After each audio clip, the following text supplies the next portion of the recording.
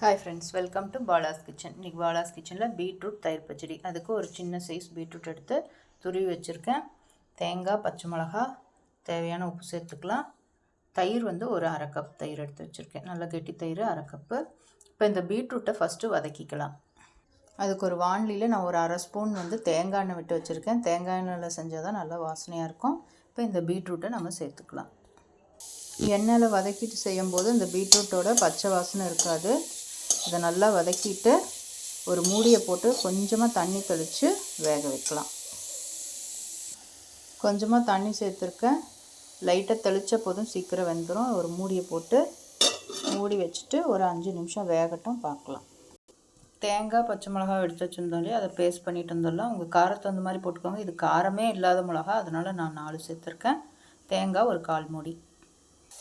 Beetroot நல்லா வெந்துருச்சு. நான் இதுக்கு தேவையான உப்பு சேர்த்துட்டேன். இப்போ நாம் தேங்காய், பச்சை மிளகாய் பேஸ்ட்டை சேர்த்துடலாம்.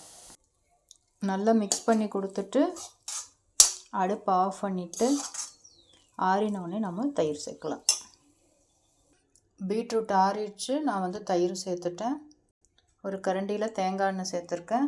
கடுகு, கடலைப்பருப்பு, உளுத்தம்பருப்பு, 2 சீரகம், கருவேப்பிலை, கொஞ்சமாக பெருங்காயம் சேர்த்துக்கலாம். கடுகு வெடிச்சிருச்சு. கொஞ்சமாக பெருங்காயம் சேர்த்துட்டு நாம் அதை பீட்ரூட்டில் சேர்த்துக்கலாம். இதை நல்லா மிக்ஸ் பண்ணி கொடுத்தா நம்மளோட பீட்ரூட் தயிர் பச்சடி தயார். ட்ரை பண்ணி பாருங்கள். Thank you friends. ஓம் சாய்ராம்.